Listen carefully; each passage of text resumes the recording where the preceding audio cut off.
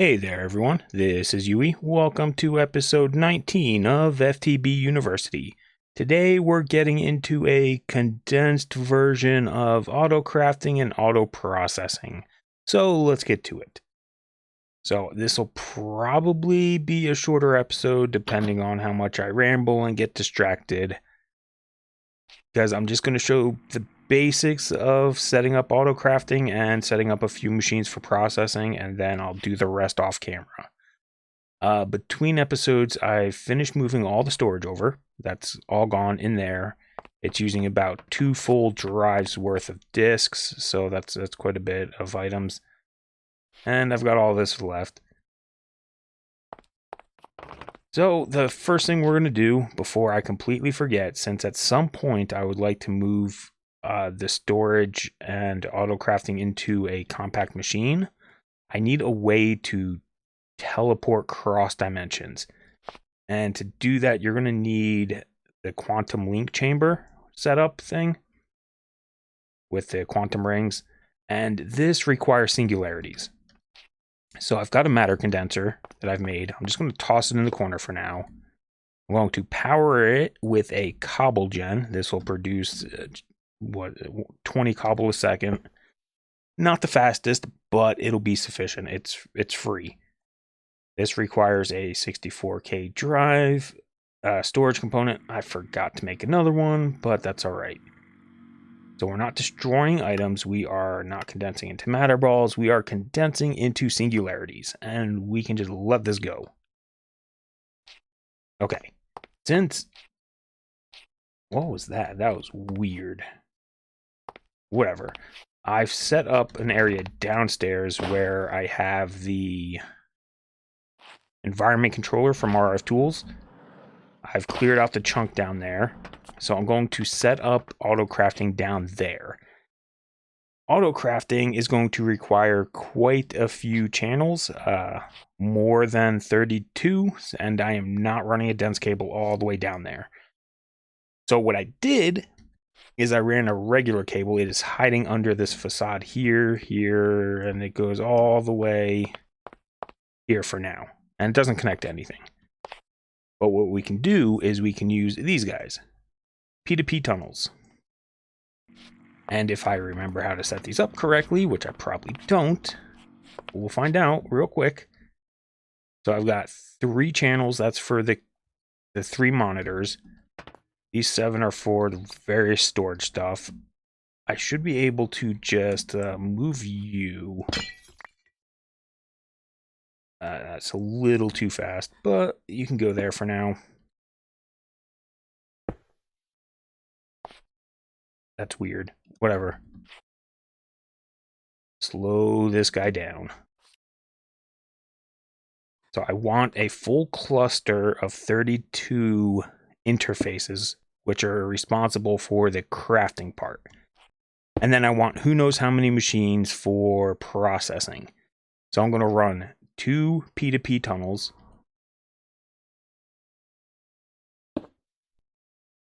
Oh yeah, that's the right one. Okay. I'm going to connect it there. That'll pick up, add it to the channels, which should mean that this is at 5. Good, great. These don't need power because they're already connected there. But now if I connect this line here down, that's 5, then 6 and 7, so it should be good. So the way these work are they compact basically the 32 channels out of here and put it into 1. Well, 2. 1 for each side. So it'll be 4 channels for this, 3 for down there. So this line overall will have 7. We're going to need the memory card. We're just going to, is it right click? Nope. Sneak right click. There we go. Sneak right click on one of them. Then on the other side, like I said, I've got the cable running all the way down here. I don't know exactly how I want this set up, so let me just go in the corner first. I have interfaces. and assemblers. I am not going to do anything fancy. I'm just going to do a basic 2x2, leave a space. So we'll do it like that. That's enough room, yeah.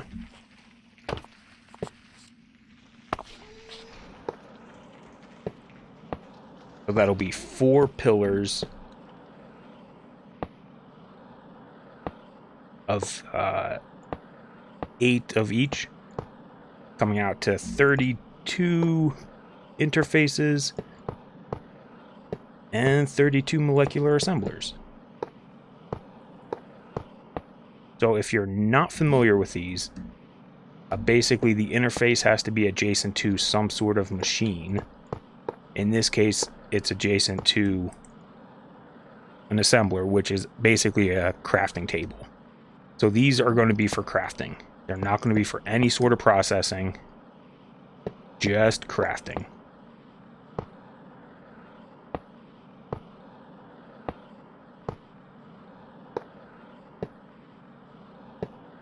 Okay, and now we just need to run the cable.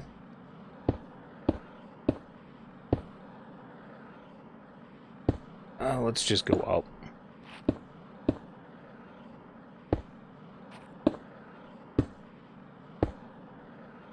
I don't have much dense cable. So, whatever. Okay. And this will be the other end of the P2p tunnel that we set up upstairs. This needs to just connect.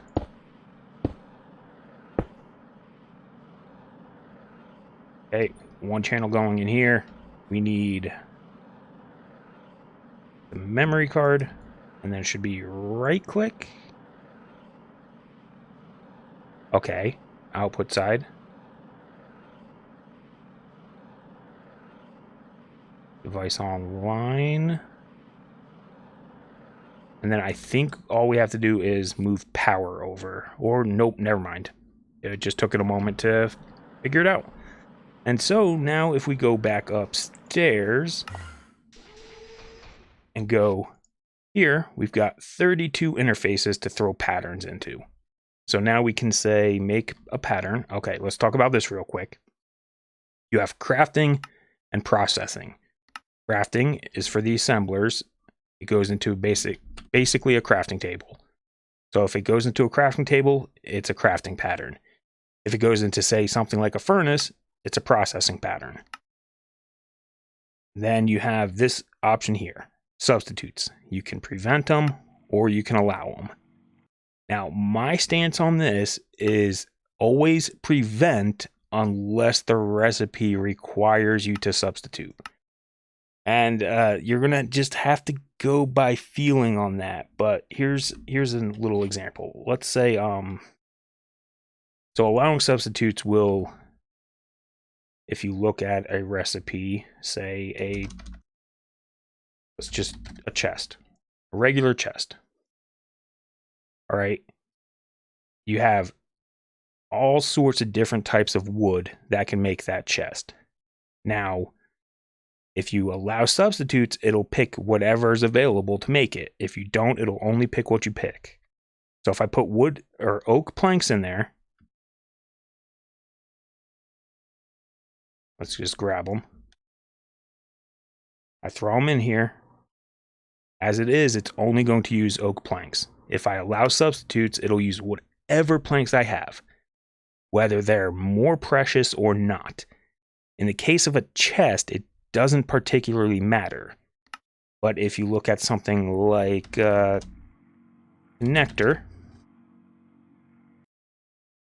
right here, from XNet, this is just an example, it takes any forged chest, not chest wooden.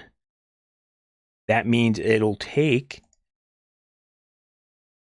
an ender chest, that's a forged chest, or it'll even take something even much more expensive like the pneumatic smart chest, which is a forged chest as well. And that is significantly more expensive than 8 pieces of wood. So in general, leave item substitutions off unless you're sure. One case you may want them is making induction cells.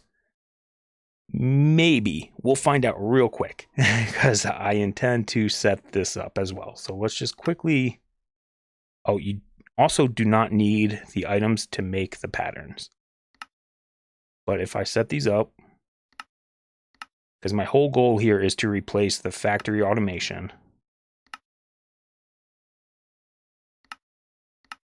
So we do something like that, come in here.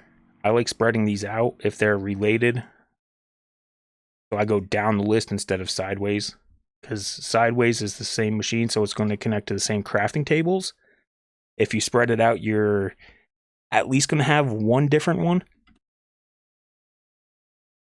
Then if I come here, go sell, craft, next. Okay, we're good here. There's 20 available. Now the problem might come in if we grab, say, energy. And this is just for demonstration. If this has a different value than the rest, like, oh, it's partially charged. And now I come in here and make a cell. That's the wrong one. I need to make the big one. It says there's only 19 available. That's because we used very strict substitution rules.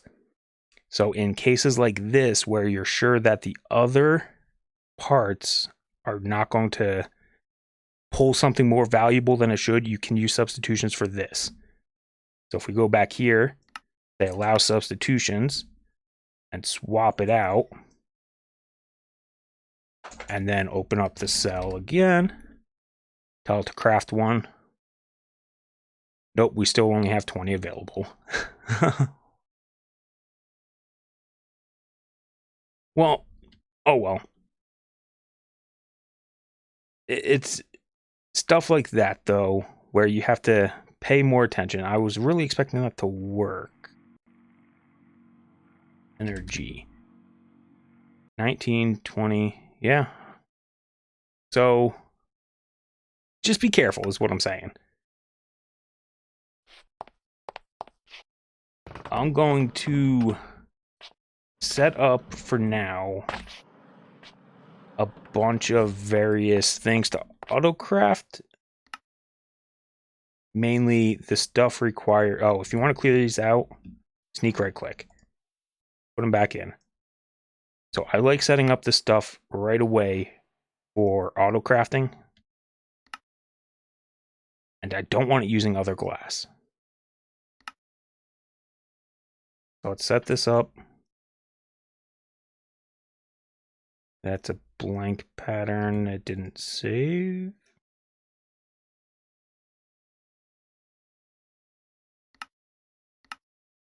Pattern for a pattern. Thank you. Pattern for... We don't need any more assemblers for now. We'll find out real quick once I put everything in. So these are the kind of things I like setting up first and foremost, because then you can just expand your auto crafting quickly. Oh, before I forget, let me go ahead and make a bigger, another 64K drive. Okay, so the main thing we're missing is an actual computer for the crafting management, which is going to be made up of these 3 blocks basically. A crafting unit, which there's no reason to use, so just use a processor or a storage. And there's also a monitor if you want. That's not really too useful, but I'm going to use a 64K crafting storage. I've made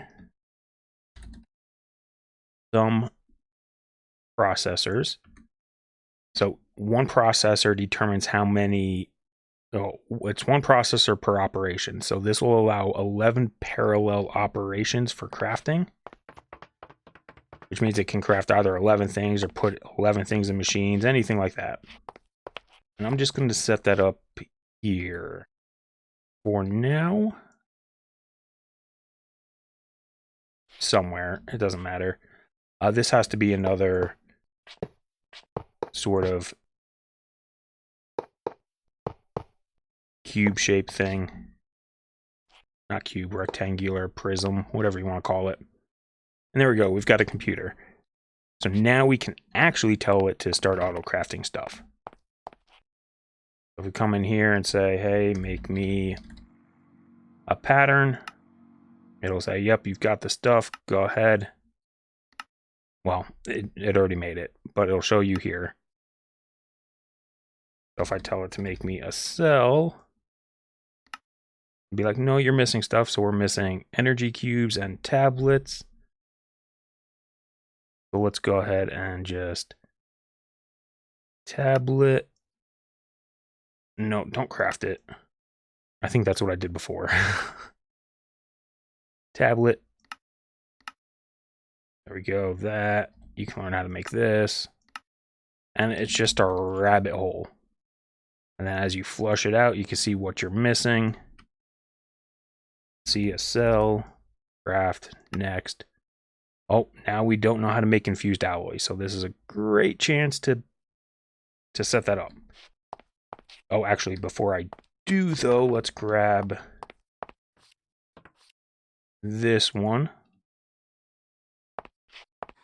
That way I can set it up downstairs. Inside of the factory is where originally alloys were made. I have this ender chest full of redstone. I have an obscene amount of redstone and coal being generated because of the stonelings. So I'm just going to pull these machines.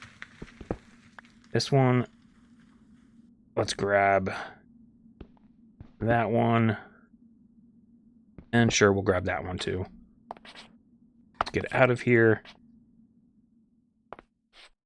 And let's make 2 patterns here. So these are going to be processing patterns. We're going to say 1 osmium makes 1 circuit. Because we already have the redstone in the chest, so we're going to constantly feed it redstone, and all we have to supply is the osmium part. And then likewise, we're going to say 1 iron equals 1 alloy. I was just right-clicking to get them in there. If you click, you're going to get the full stack, and it'll let you do that. So if we go down here, boom. Got the cable. Enrichment chamber is where... okay, we need power, exporting, input. We need 3 sides. I think what I'm going to do is keep them off the ground 1 level. That way I have access to the bottom if I need it. Or I can output to the bottom. I don't know.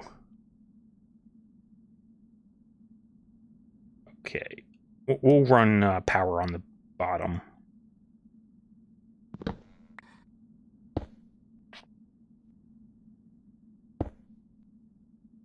Let's configure this machine again.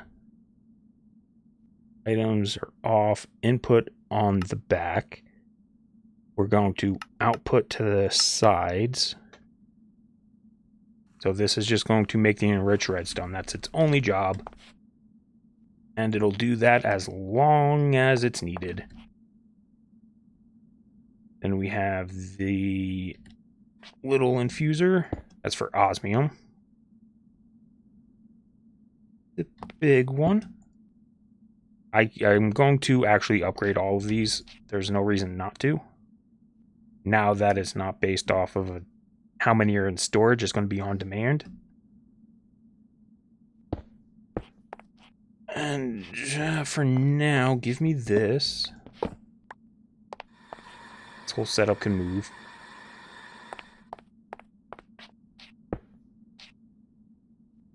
It's not going to matter that it's a little bit off to the side. We're going to set these back to ignored. Good. Perfect. You should be... That's why. Extras that side. Extras that side. And input will be on top. Great. Interface. Craft 2 of them.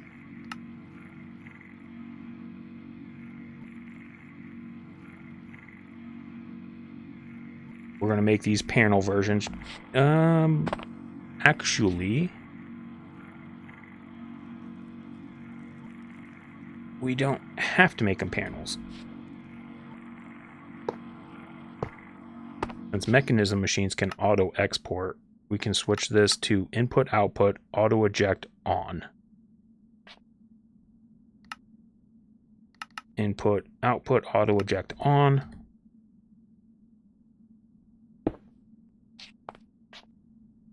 And now all we have to do is set up the P2p tunnel. Let's connect you here. We can expand it if needed.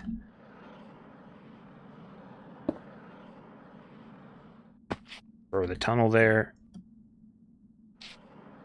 Configure it. Give it a minute to catch up.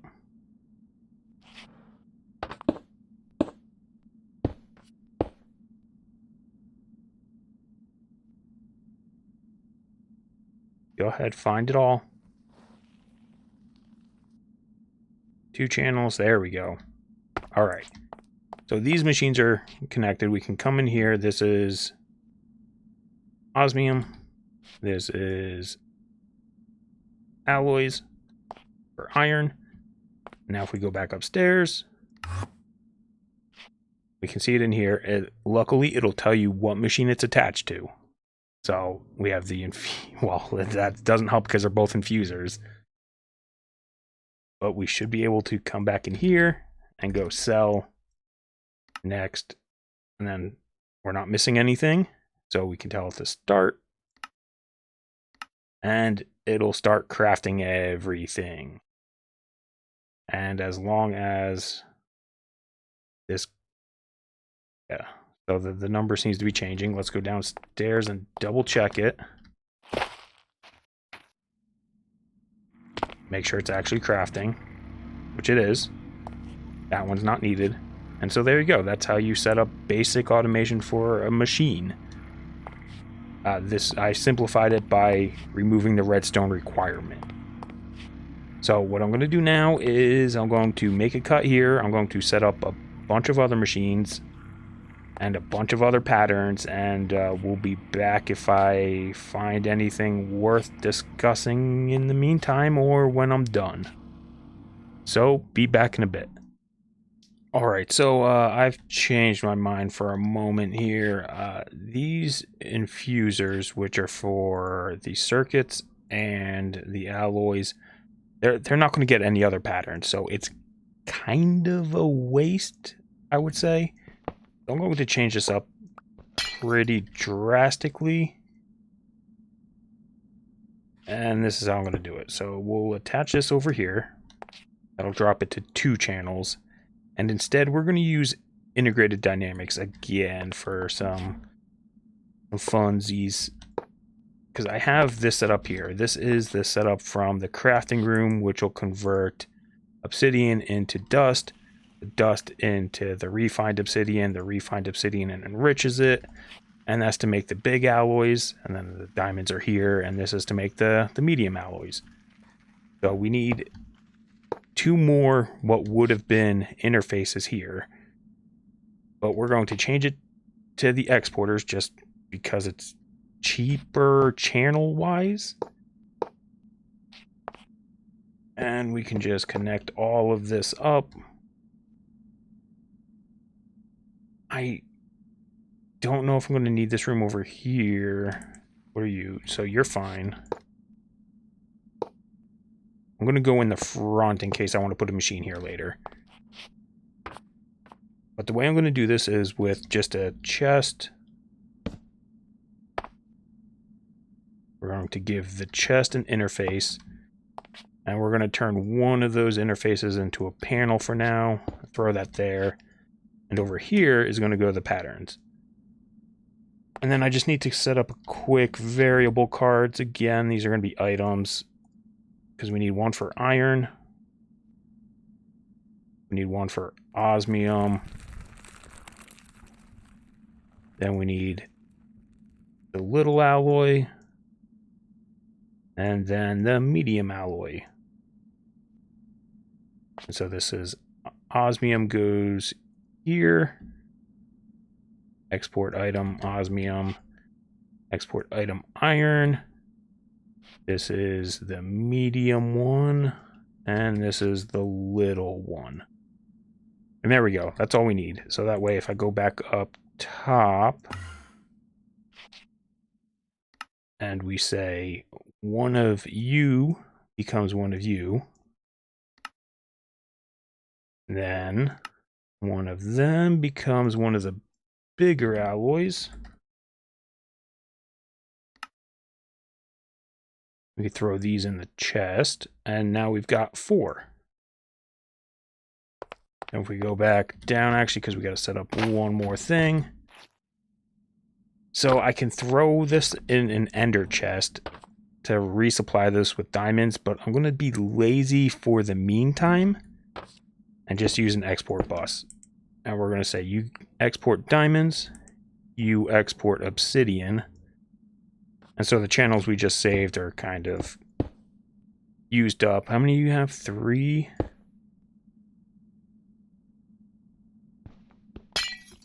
Just run it where I may or may not put another machine. And now you should be filling. Yep, great. And you.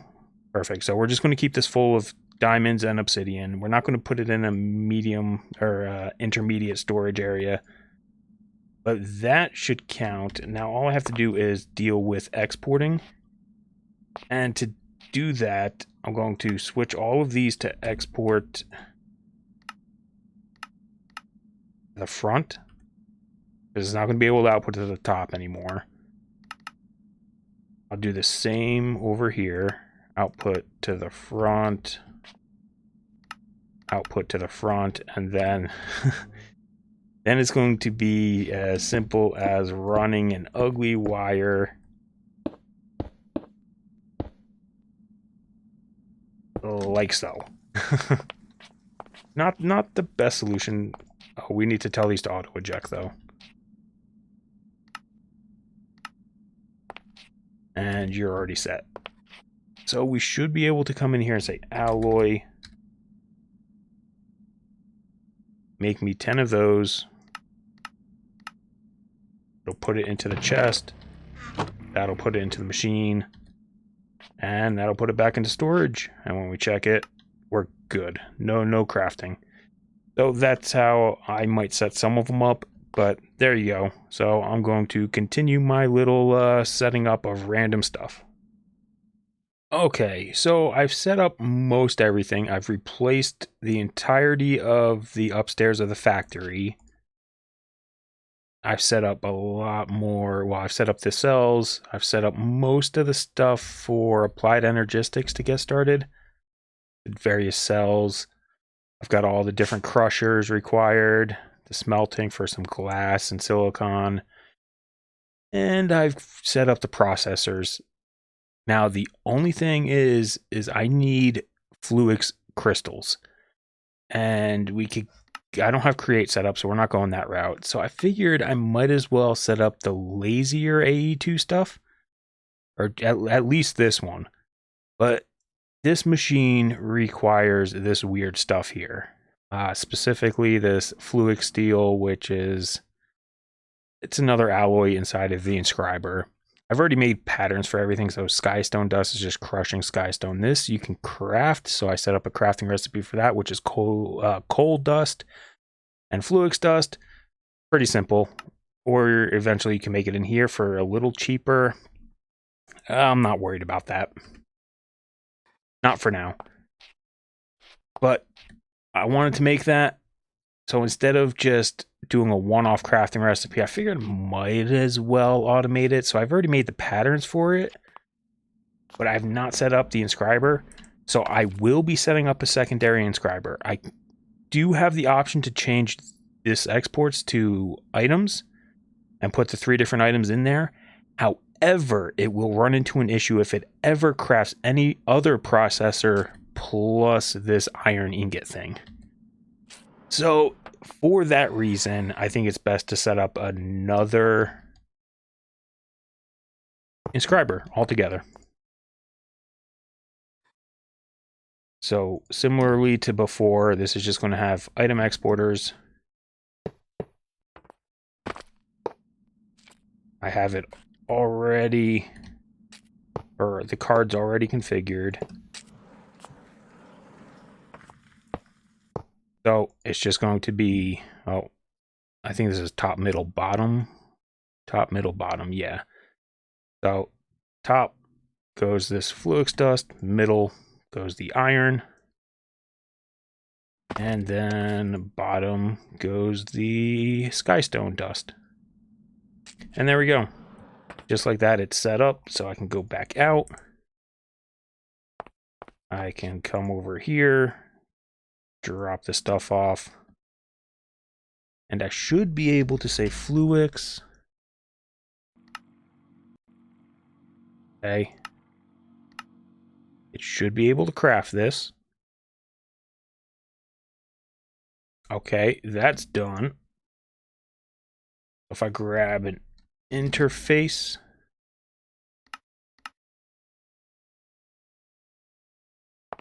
oh, I need a recipe for it. Recipe is what?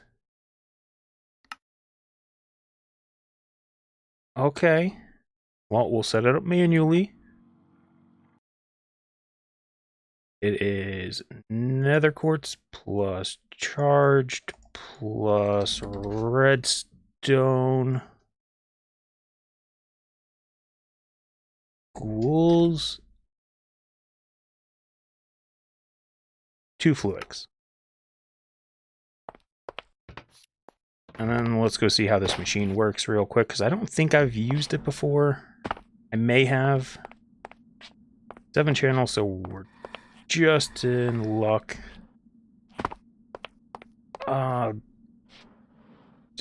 Man, this is getting so crowded in here. Well, it can go here. Because why not? Power. Oh, okay. Input, output, input, output. Interesting. Auto extract. Finds if items from the output slot are automatically transferred to adjacent inventories. Yes, please. Let's drop that on there. Drop you in here. And then pull all this out and double check to make sure it works. Hey, there we go. And we can give it acceleration cards. But there we have it. So that'll cover basically everything. So I've got all the basics for applied energistics. I even have cables, basics for mechanism, and then I can expand this list as I need. And so now in theory, I should be able to craft Although I don't have a CPU yet, do I? I need glowstone.